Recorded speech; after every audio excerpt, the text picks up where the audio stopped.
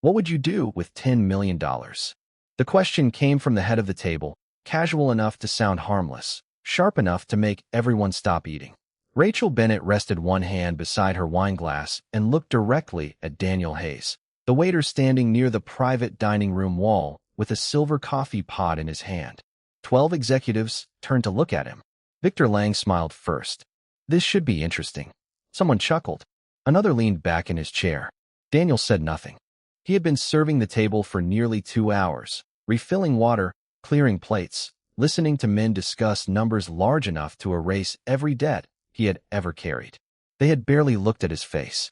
To them, he was 40 years old, wearing a pressed black vest, inexpensive shoes, and a name tag that said Daniel. Nothing more. Rachel lifted an eyebrow. Well, Daniel set the coffee pot down carefully. 10 million. 10 million, she repeated. Victor laughed. Come on. A house. A sports car? Quit this job before dessert. A few executives joined in. Daniel lowered his eyes for a moment. He had heard that tone before. The kind that made a person into entertainment because everyone at the table had more money than he did. He could have refused to answer. He could have smiled politely and walked away. Instead, he thought about Emma asleep at home with her reading lamp probably still on, even though he had reminded her twice to turn it off before 9. He thought about the lunches he packed before sunrise, the school plays he rearranged shifts to attend, the nights when she asked him to read one more chapter, and he did, even when his feet hurt from 12 hours of standing. Rachel watched him. Mr. Hayes. Daniel looked up. I would buy back someone's time. The laughter stopped. Victor frowned. What does that even mean? Daniel's voice stayed calm. Exactly what I said. Rachel did not move. Something behind her expression changed so quickly that nobody else seemed to catch it. Victor did. You cannot buy time. Daniel nodded once. That is the problem. Silence settled over the room. The air conditioning hummed softly above them. A spoon touched porcelain somewhere near the end of the table, then stopped. Rachel's hand tightened around the stem of her glass. Whose time? She asked. Daniel hesitated. Not because he did not know. Because the answer belonged to a part of his life these people had never earned the right to see. Anyone who realized too late what mattered. Rachel stared at him. Victor gave a dismissive laugh. Very poetic. But if someone handed you $10 million tonight, you expect us to believe you would not buy anything for yourself.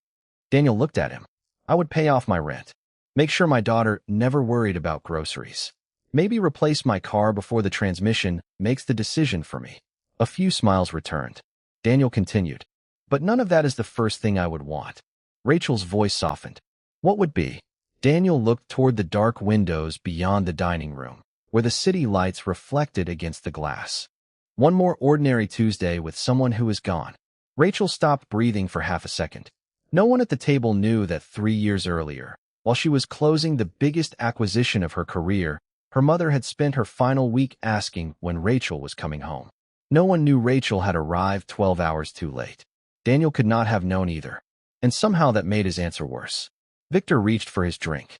Well, there you have it. Our waiter is a philosopher. Daniel picked up the coffee pot. He did not defend himself. He did not ask for respect. He simply returned to work. But Rachel Bennett no longer saw a waiter. She saw a man who had answered one careless question with the one truth she had spent 3 years trying not to hear.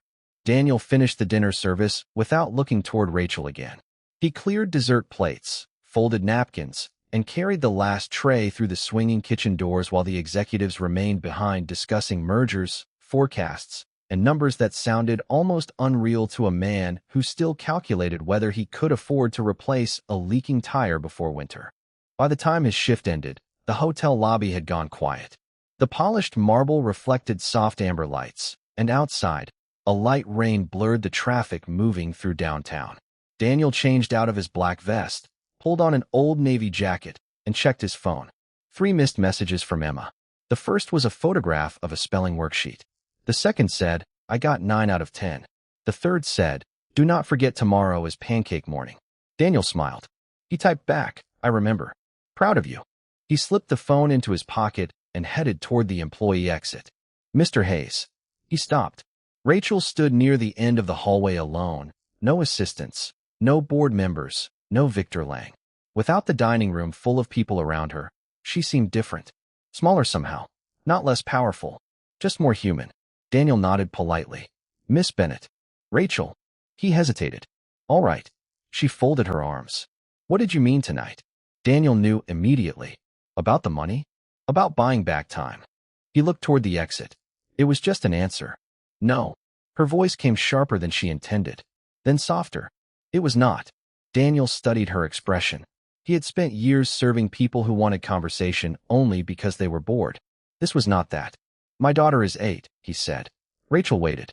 Her mother died 5 years ago. Something changed in Rachel's face. Daniel continued. For a while, I worked every shift I could get. Morning, night, weekends. I told myself I was doing it for Emma. You needed the money. I did. Then what was wrong with that? Daniel looked down at his hands. One night I came home and found a drawing on the refrigerator. It was our family. Rachel said nothing. Emma drew herself. She drew her mother from a photograph. And she drew an empty chair for me. Rachel's breath caught. Daniel gave a small, tired smile. She said I was always at work. The rain tapped softly against the glass doors. Daniel continued. That was when I realized you can provide for someone and still be absent from their life. Rachel looked away. So you stopped working? No. Rent did not suddenly become sentimental. A faint smile touched her lips. I changed what I could. I stopped taking every extra shift. I started protecting certain hours like they mattered. Bedtime stories. Daniel glanced at her. How did you know? You looked at your phone during dessert service. I thought nobody noticed. I did. He nodded. Bedtime stories. School events. Tuesday pancakes when I can manage it. Rachel's voice became almost a whisper. And if you had $10 million? Daniel looked through the rain-streaked glass toward the city. I would buy freedom from having to trade so much time for survival. For Emma. Mostly. Rachel swallowed. And the person who is gone? Daniel did not answer immediately. My wife. Her name was Sarah. Rachel lowered her eyes. I am sorry. Thank you. Would you buy one more day with her? Daniel thought about it. No. Rachel looked surprised. Why not? Because if I had one more day, I would spend the whole day knowing it was the last one. He paused. I would rather have one ordinary Tuesday when nobody knew anything was ending. Rachel went completely still. Daniel continued, unaware of what his words were doing to her. Coffee in the kitchen. Someone complaining about laundry. A bad television show. Nothing important until you lose it. Rachel turned toward the window so he would not see the emotion rising in her eyes. 3 years earlier, her mother had called her on a Tuesday afternoon. Rachel had declined the call because lawyers were waiting in a conference room. She had told herself she would call back after the meeting. She never got another ordinary Tuesday. Daniel adjusted his jacket. I should go? Emma is waiting. Rachel looked at him. You really build your life around her. Daniel gave a quiet nod. I am trying to make sure she remembers I was there. He started toward the exit. Rachel spoke before he reached the door. Daniel. He turned. She wanted to tell him about her mother.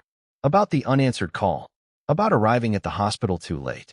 Instead, all she managed was, good night. Daniel smiled gently. Good night, Rachel. Then he walked into the rain, leaving one of the richest women in the city standing alone with a truth money had never been able to fix. The next morning, Rachel Bennett sat at the head of a glass conference table 40 floors above the city and heard almost nothing anyone said. Revenue projections moved across the screen. Victor Lang discussed expansion. A senior analyst explained a risk model twice. Rachel nodded at the right moments, but her mind kept returning to one sentence. One ordinary Tuesday. At 11:15, Victor finally closed his tablet. Rachel, are you with us? She looked up. Of course. Then what did I just recommend? The room went still. Rachel glanced at the figures on the screen. That we cut 12 regional positions to protect the margin before the fourth quarter. Victor smiled. Exactly. No. His smile disappeared. No. Find another way. Victor leaned back. Those positions are expensive. Rachel looked around the table. So are bad decisions. Nobody challenged her. They rarely did. Yet Rachel knew the change had not come from a spreadsheet. It had come from a waiter in an old jacket telling her that absence could hide inside responsibility. That evening, Daniel arrived at the hotel for his shift and found Victor waiting near the service station. Hayes. Daniel stopped. Mr. Lang. Victor looked him over with the same expression he used when evaluating a weak investment. You made quite an impression last night. Daniel reached for a stack of clean glasses. I answered a question. You gave Rachel something to think about. People usually do that themselves. Victor smiled thinly. Do not be clever. Daniel said nothing. Silence had always been cheaper than pride. Victor lowered his voice. You should understand something. Rachel Bennett has spent 15 years building a company worth more than most people can imagine. She does not need life advice from a hotel waiter. Daniel placed the glasses carefully onto a tray. I did not give her any. Good. Victor took an envelope from inside his jacket and set it on the counter. Then this should be simple. Daniel looked at it. What is that? $5,000. Daniel did not touch it. For what? A private event next week. One of the banquet supervisors made a scheduling mistake. If you confirm that she ignored procedure, management can replace her and give you the better shifts she currently has. Daniel looked toward the kitchen, where Maria Collins, a woman in her 50s with 2 grandchildren she helped support, was checking inventory. Did she ignore procedure? Victor shrugged. That depends how you describe it. Daniel understood. You want me to lie. I want you to be practical. No. Victor blinked. You have not even considered the money. I considered it. $5,000 could help your daughter. Daniel's jaw tightened, but his voice stayed quiet. Do not use my daughter to make dishonesty sound responsible. Victor stared at him. You really think dignity pays rent? Daniel looked at the envelope. $5,000 was almost 3 months of rent. New tires. Dental work Emma needed next spring. A refrigerator that did not hum like it was preparing for retirement. He could name 20 ways the money would help. That was what made the answer matter. Daniel pushed the envelope back. Maria has worked here 11 years. So if she made a mistake, tell the truth about the mistake. If she did not, leave her job alone.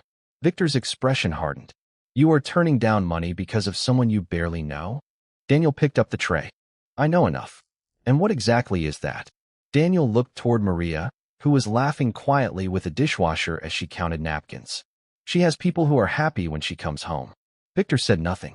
Behind him, unnoticed by both men, Rachel stood near the hallway entrance. She had heard everything. Daniel lifted the tray and returned to work without knowing that for the second time in 24 hours, he had answered a question Rachel had never been brave enough to ask herself. Rachel waited until Victor disappeared into the private elevator before she stepped into the service corridor. Daniel was arranging glasses on a banquet cart when he noticed her reflection in the stainless steel cabinet. You heard that. Rachel did not pretend otherwise. Every word. Daniel returned to the glasses. Then you know Maria did nothing wrong. I know Victor offered you $5,000 to say she did. Daniel's hand stopped. Are you going to fire him? That is not a decision I make in a hotel hallway. Good. Rachel frowned. Good. Daniel looked at her. You were angry when you walked in. Anger makes fast decisions feel smart. The words landed harder than he intended. Rachel folded her arms. You have an opinion about everything. Only when people ask. I did not ask. Then I should get back to work. He reached for the cart. Rachel almost laughed despite herself. Nobody in her company spoke to her this way. Not rudely. Not fearfully. Simply without calculation. Daniel. He stopped. Why did you refuse the money? You heard me. I heard what you told Victor. I am asking what you did not tell him. Daniel looked toward the kitchen doors. $5,000 would help. A lot. Enough to matter. Then why was the answer so easy? Daniel shook his head. It was not easy. That surprised her. You looked certain. Certainty and temptation can exist at the same time. Rachel went quiet. Daniel continued. Emma needs dental work next spring. My car needs tires. The refrigerator at home sounds like it has unfinished business with me. A faint smile touched Rachel's face. So you wanted the money. Of course. But you still said no. Daniel picked up a clean napkin and folded it slowly. If I teach my daughter that honesty matters only when honesty is affordable, then I did not teach her honesty. Rachel stared at him. The hallway seemed suddenly too quiet. Somewhere inside the ballroom, silverware clinked against plates, and a piano played softly beneath conversations about wealth. You always think about what Emma will learn from you? Rachel asked. Daniel smiled faintly. Mostly I worry about what she learns when I am not paying attention. Before Rachel could answer, a young voice came from the employee entrance. Dad. Daniel turned immediately. Emma Hayes stood near the doorway wearing a red raincoat and carrying a purple backpack almost as large as she was. Maria walked beside her. Your neighbor called, Maria explained. Her car would not start, so she brought Emma here before her night shift. I told security I would watch her until you finished. Daniel crouched as Emma hurried toward him. You have homework? Done. Reading? Almost. Almost is not done. Emma rolled her eyes with the confidence of an 8-year-old who had survived this conversation before. Then she noticed Rachel. Who is she? Daniel stood. Emma, this is Rachel Bennett. Emma looked at Rachel's tailored suit, expensive watch, and perfectly controlled posture. Are you Dad's boss? Rachel answered before Daniel could. No. Emma nodded. Good. His boss makes him work too late. Daniel closed his eyes. Emma. Rachel smiled. A real smile this time. I think she has a point. Emma reached into her backpack and pulled out a folded sheet of paper. Dad, you forgot this. Daniel opened it. It was a school form for the father-daughter breakfast on Friday morning. His expression changed. Rachel saw it immediately. You have to work? Daniel looked at the schedule posted beside the kitchen door. I am supposed to. Emma tried to hide her disappointment. It is okay. Mrs. Carter said moms can come too, but obviously that is complicated. Daniel crouched again. Hey, look at me. Emma did. I will be there. But your shift. I will figure it out. Promise. Daniel held out his little finger. Promise. Emma wrapped hers around it. Rachel watched the entire exchange without speaking. Daniel had $5,000 worth of problems waiting for him. Yet one school breakfast had become non-negotiable in less than 10 seconds. Suddenly his answer from the night before no longer sounded philosophical. It sounded practical. This was how he bought back time without ever becoming rich. He protected the minutes before the world could take them. Emma looked at Rachel again. Do you have kids? Rachel's smile faded slightly. No. Do you have someone waiting at home? The question was innocent. Rachel had faced hostile investors with less discomfort. Not really. Emma considered that, then said softly, that sounds lonely. Daniel started to apologize, but Rachel raised one hand. She is not wrong. And for the first time in years, Rachel Bennett heard the word lonely without immediately reaching for work to silence it. The father-daughter breakfast changed more than Daniel expected. Friday morning, he arrived at Emma's school 10 minutes early wearing his only clean button-down shirt and carrying a paper bag filled with strawberries because Emma had insisted cafeteria fruit did not count as real fruit. The gymnasium smelled like pancakes, coffee, and floor wax. Folding tables stretched beneath handmade signs decorated with construction paper hearts. Emma spotted him from across the room and ran toward him. You came. Daniel smiled. I promised. You are early. Do not get used to it. She laughed and pulled him toward her table. Daniel had traded shifts with another server and agreed to cover a Saturday night in return. It was inconvenient. It would make the week harder.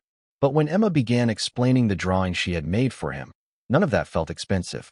Across town, Rachel sat inside a conference room while Victor presented a restructuring plan. We removed the lowest performing service contracts, reduced support staff, and moved the savings into acquisition. Rachel looked at the spreadsheet.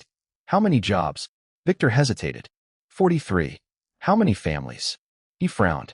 That is not how we measure efficiency. Rachel closed the report. Maybe that is the problem. Victor stared at her. This is because of that waiter. Rachel's expression hardened. This is because I asked a question I should have asked years ago. Which question? What does the number cost after it leaves the spreadsheet? Victor leaned back. Rachel, sentiment is not leadership. She looked at him. Neither is pretending consequences disappear because they fit inside a cell. The room went quiet. Victor gathered his papers. You are changing. Rachel did not deny it. She had spent years believing discipline meant never allowing emotion into a decision. Daniel had shown her something more difficult. Character was not the absence of feeling. It was knowing which feeling deserved to guide you. That evening, Rachel returned to the hotel alone. She found Daniel near the service station polishing silverware before dinner. How was breakfast? Daniel looked surprised. You remembered. Was that difficult? Apparently for me, yes. He smiled. It was good. Worth trading a Saturday. Ask me Sunday morning. Rachel laughed softly, then grew serious. I stopped Victor's restructuring plan today. Daniel set down the cloth. Because of me? No. She paused. Because I finally understood why your answer bothered me. Daniel waited. Rachel looked toward the empty dining room. My mother died 3 years ago. He said nothing. She was sick for months. I visited when I could. At least, that is what I told myself. Her voice tightened. The last week, I was closing the largest acquisition Bennett Capital had ever attempted. She called me on a Tuesday afternoon. Daniel's face softened. Rachel continued. I declined the call. I told myself I would call after the meeting. Silence settled between them. I never got another call from her. Daniel lowered his eyes. Rachel, I arrived at the hospital 12 hours after she died. The words finally came out without the protection of a boardroom, a title, or a carefully controlled expression. I spent 3 years telling myself the deal mattered because thousands of people depended on me. But maybe I was just afraid to admit I chose the wrong room. Daniel did not rush to comfort her. He did not tell her everything happened for a reason. He simply listened. Rachel wiped one tear before it could fall farther. How do you stop regretting something you cannot fix? Daniel looked at her for a long moment. Then he said quietly, You stopped paying interest on yesterday. Rachel stared at him. What? Regret charges interest. Every morning you wake up and keep paying for something that already took what it could. So I just forgive myself? No. Daniel shook his head. You let it teach you. Then you stop letting it own you. Rachel looked away. That sounds easier than it is. It is not easy. Then how do you know? Daniel glanced toward the photograph of Emma tucked behind his phone case. Because I spent years wishing I had noticed sooner how much Sarah was carrying before she got sick. There are things I would do differently too. Rachel met his eyes. And you forgive yourself? Daniel gave a tired half-smile. Some days. She laughed through the emotion. That is not very inspiring. Truth usually is not. For the first time, Rachel did not need inspiration. She needed honesty. And Daniel had given her the one thing nobody in her world ever sold, packaged, or negotiated. Permission to stop living inside a Tuesday that was already gone. The days after Rachel told Daniel about her mother felt strangely different. Not because the city changed, but because she did. She began leaving the office before midnight. She stopped answering messages during dinner. She canceled one Sunday meeting and spent the afternoon walking through a neighborhood she had driven past for years without ever seeing. None of it felt natural. That was how she knew it mattered. On Tuesday evening, Rachel returned to the hotel for a small investor reception and found Emma sitting at a corner table near the service station, coloring a picture while Daniel worked the room. Maria had agreed to watch her until Daniel's shift ended. Emma looked up and waved. You came back. Rachel smiled. Apparently I have a habit now. Emma pushed a crayon toward her. Do you color? Not professionally. That is okay. I am still learning too. Rachel sat beside her before she could talk herself out of it. The picture was a house with 3 people standing in front of it. Daniel, Emma, a woman with long hair. Rachel recognized Sarah without asking. That is your mom. Emma nodded. Dad says she laughed really loud. Do you remember her? A little. Mostly from stories. Rachel looked toward Daniel across the room. He was carrying a tray, listening patiently while a guest complained about the temperature of his coffee. Your dad talks about her? Sometimes. He says remembering somebody is different from being stuck. Rachel went still. Emma continued coloring. He says if we only remember the sad part, we are not remembering the whole person. The words were simple enough for an 8-year-old. They still reached somewhere Rachel had spent years protecting. Daniel approached with a glass of water. Everything okay? Emma pointed at Rachel. She cannot color inside the lines. Rachel looked offended. I was exploring abstraction. Daniel laughed. Dangerous territory. For a few minutes, the 3 of them sat together while the reception continued around them. No boardroom. No assistants. No agenda. Rachel could not remember the last time she had spent 10 minutes doing something that produced nothing measurable. Yet she felt more present than she had in years. Then Victor Lang entered the room. He saw Rachel beside Emma and stopped. His expression changed immediately. Rachel, may I speak with you? She stood. You can speak here. Victor glanced at Daniel. This concerns Bennett Capital. Daniel picked up his tray. Then I should go. Rachel looked at him. You do not have to. Victor's jaw tightened. Yes, he does. Daniel met his eyes, but said nothing. He had learned long ago that dignity did not require winning every confrontation. He returned to work. Victor lowered his voice. The board is asking questions. About what? About your judgment. The restructuring reversal. The hotel staff situation. Your sudden interest in a waiter. Rachel's face hardened. Be careful. I am trying to protect you. No. You are trying to control what I listen to. Victor exhaled. You are letting personal guilt influence corporate decisions. Rachel looked toward Emma, who was now carefully arranging crayons by color. Maybe guilt reminded me that people exist outside spreadsheets. That is not leadership. Rachel turned back to him. You keep saying that as if leadership means never feeling the cost of your choices. Victor stared at her. And what exactly has Daniel Hayes taught you that 15 years in business did not? Rachel looked across the room at Daniel. He was helping an elderly guest find her coat, patient even though nobody important was watching. That success without someone waiting for you can still be a very expensive kind of failure. Victor's expression went cold. You are going to regret this. Rachel shook her head. No, I am finally learning what regret actually costs. Later, when the reception ended, Daniel found Rachel near the elevators. Victor looked unhappy. He usually does when people stop agreeing with him. Daniel smiled. That can happen to powerful men. Rachel hesitated. The board wants a leadership review next week. Daniel's expression changed. Because of me? Because I changed decisions they expected me to make. Then do not turn me into a reason. Rachel studied him. What should I turn you into? Daniel looked toward Emma, who was asleep against Maria's shoulder near the service desk. Nothing. He spoke softly. Just remember what you already know when the room gets loud. Rachel looked at him for a long moment. And what do I already know? Daniel answered. That a good decision is still good when nobody applauds it.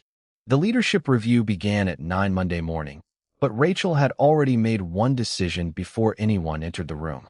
She would not defend herself with emotion. She would defend herself with truth. 12 board members took their seats around the long table at Bennett Capital. Victor sat near the far end with a leather folder in front of him and the calm expression of a man who believed the room still belonged to him. Rachel remained standing. Let us begin. Victor opened first. Over the past several weeks, Rachel has reversed approved cost reductions, challenged established management practices, and allowed personal relationships outside the company to influence executive judgment.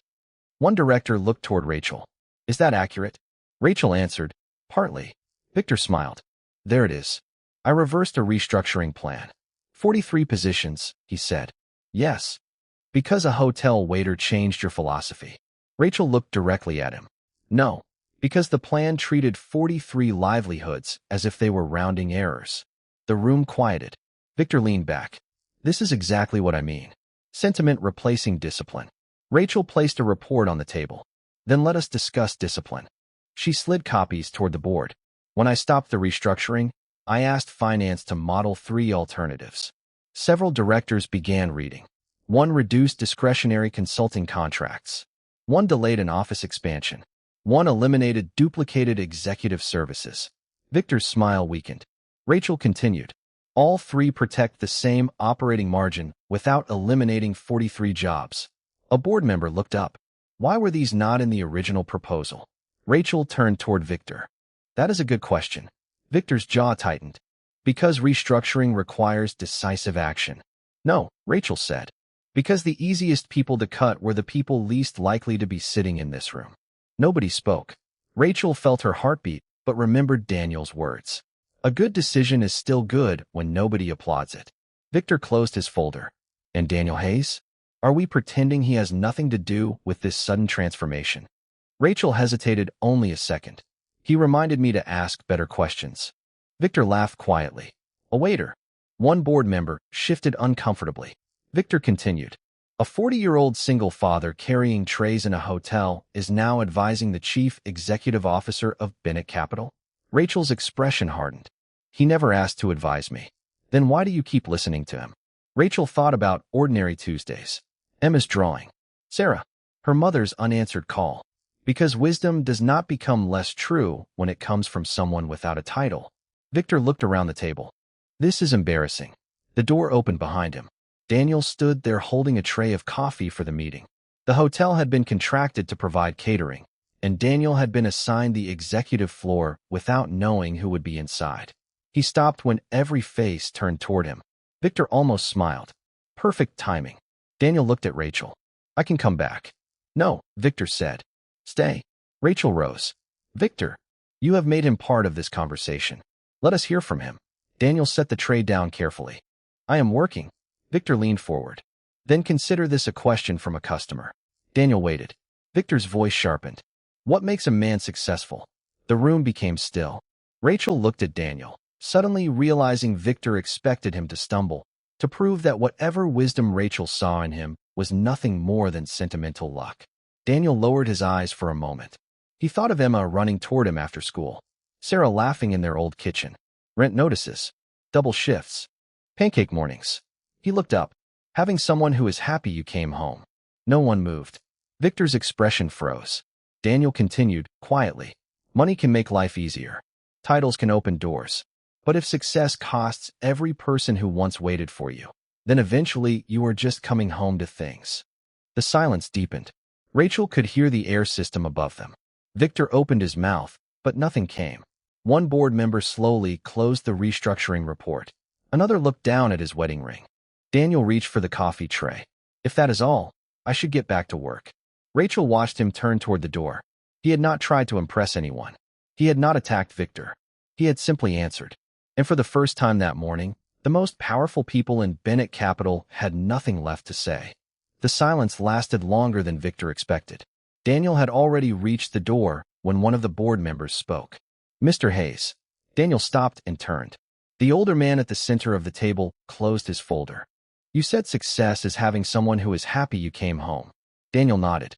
Yes, sir. The man looked down at the report in front of him. My son stopped calling me 2 years ago. No one moved. Victor shifted in his chair. We are not here for personal confessions. Rachel looked at him. Maybe that is exactly why we are here. Victor gave her a cold stare. This is a corporate review. Then let us review what kind of corporation we are becoming. Rachel remained standing at the head of the table. Her voice was calm now, steadier than it had been when the meeting began. Victor proposed eliminating 43 jobs without presenting alternatives that protected those employees. He attempted to pressure a hotel worker into giving false information about another employee, and when challenged, he repeatedly treated job titles as proof of human worth. Victor's face tightened. That accusation is absurd. Daniel looked toward Rachel. She met his eyes once, then turned back to the board. I heard part of the conversation myself. Hotel management has security footage from the service corridor. There are witnesses. Victor sat straighter. You are going to destroy my career because I offered a waiter money? Daniel spoke quietly from the doorway. No one here has to destroy you. Victor turned toward him. Daniel continued. You made choices. Choices have receipts. A few board members looked down, hiding reactions. Rachel did not. Victor's voice sharpened. You think you understand people because you serve them dinner? Daniel shook his head. No. I think I understand what it feels like when someone decides your job means your dignity is worth less. Victor opened his mouth, but Rachel raised one hand. Enough. She looked around the table. I requested this review because I wanted the board to judge whether my recent decisions were reckless. You now have the numbers, the alternatives, and the full context. Decide. Daniel lowered his head slightly. I really should get back downstairs. Rachel almost smiled. You should. He picked up the empty tray and left. The door closed softly behind him. No dramatic exit. No victory. Just a waiter returning to work while 12 powerful people sat with an answer they could not dismiss. The board deliberated for 40 minutes. Rachel waited in her office alone, looking at the city through the glass. She thought about her mother, about Tuesday, about Emma's drawing, about Daniel saying regret charged interest. For the first time in years, she did not reach for her phone to escape the waiting. At 11:27, the board chair entered. Rachel turned. Well, he placed the restructuring report on her desk. Your alternatives are stronger than the original proposal. She exhaled slowly. And the review? You remain chief executive officer. Rachel nodded, but he was not finished.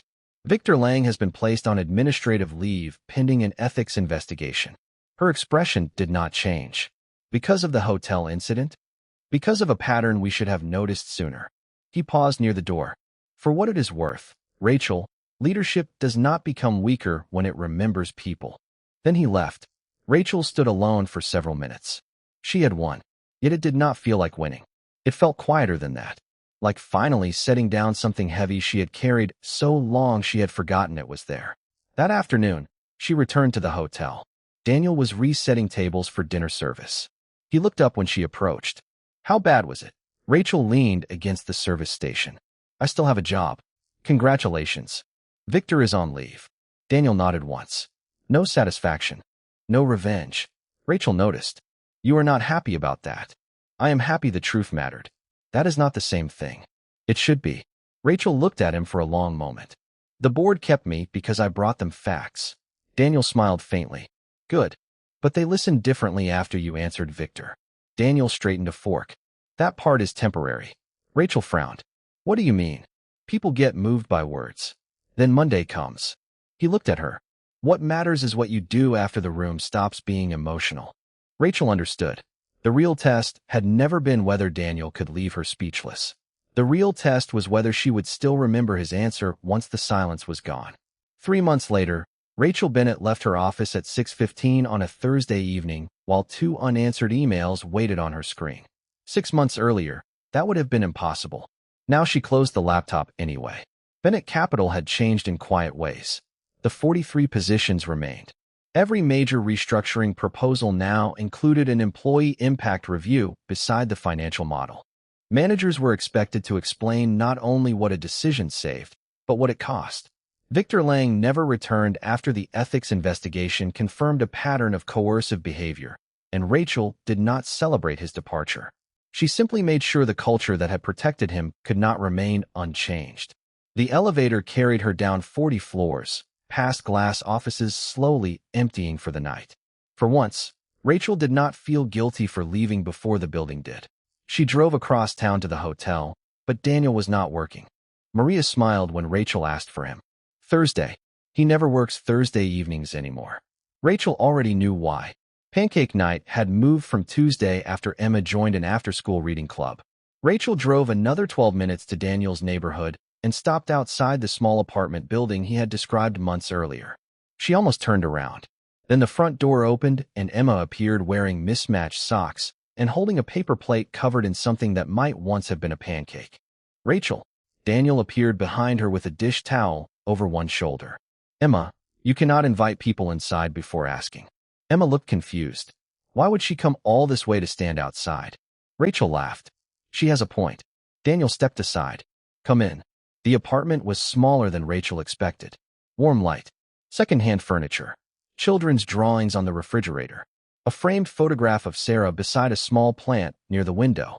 Nothing matched. Everything belonged. Rachel stood quietly for a moment. You were right. Daniel looked toward the kitchen. About what? I say many brilliant things. Emma groaned. Dad. Rachel smiled. About ordinary evenings. Daniel's expression softened.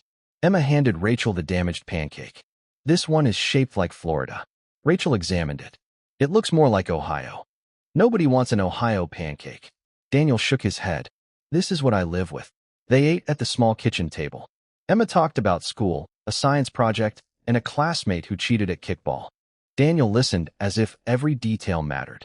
Rachel noticed his phone sitting face down on the counter. Hers was inside her purse. Neither moved. After dinner, Emma carried her plate to the sink and disappeared into her room to finish reading. Rachel helped Daniel clear the table. The board approved the family leave policy today, she said. Paid caregiver leave. Flexible schedules for parents where the role allows it. Daniel handed her a dish towel. That sounds expensive. Rachel glanced at him. It is. Still doing it. Yes. Good. She dried a plate. You know, 3 months ago, I thought changing meant making one emotional decision and feeling better afterward. Daniel nodded. That is usually the easy part. The harder part is Tuesday morning when nobody is watching. He looked at her. Exactly. Rachel placed the plate down. My mother would have liked you. Daniel smiled gently. You think so? She would have asked why you do not own a proper coffee maker. Then I definitely would have liked her. Rachel laughed, then looked towards Sarah's photograph. Do you ever feel guilty being happy again? Daniel followed her gaze. He took his time answering. Sometimes. What do you do with that? Remember that loving someone who is gone does not require making the rest of your life a punishment. Rachel went still. Daniel continued. Sarah wanted Emma and me to live. I think your mother probably wanted the same for you. Rachel lowered her eyes. You never met her? No. Then how can you know? Because people who love us usually want more for us than regret. Emma returned carrying 3 books. Story time. Daniel checked the clock. 1 chapter. 2. 1.5. Emma considered it. Deal. She looked at Rachel. You can stay if you want. Rachel hesitated only a second. I would like that. They moved to the living room. Emma sat between them while Daniel began reading. Halfway through the chapter, Rachel realized something had changed so gradually she had almost missed it. She was not being entertained by Daniel's wisdom anymore. She was becoming part of the ordinary life his words had always defended. When Emma finally went to bed, Rachel stood near the door and reached for her coat. Daniel. Yes. That first night, when I asked what you would do with $10 million, I thought I was testing you. Daniel smiled. I know. I was really revealing myself. He said nothing. Rachel continued. I thought wealth meant having enough money to avoid needing anyone. Daniel leaned against the doorway. And now? Rachel looked back toward Emma's bedroom, then at the kitchen table covered with pancake crumbs. Now I think wealth might be having somewhere you are wanted. Daniel's expression softened. That is a better investment. Rachel laughed quietly. There you go again. Occupational hazard. She stepped onto the landing, then turned back. Can I come next Thursday? Daniel did not answer immediately. He glanced toward the apartment, toward the life he had protected so carefully, then back at her. Emma will expect better pancakes. Rachel smiled. I can afford ingredients. Money cannot fix technique. Then teach me. Daniel nodded. Thursday.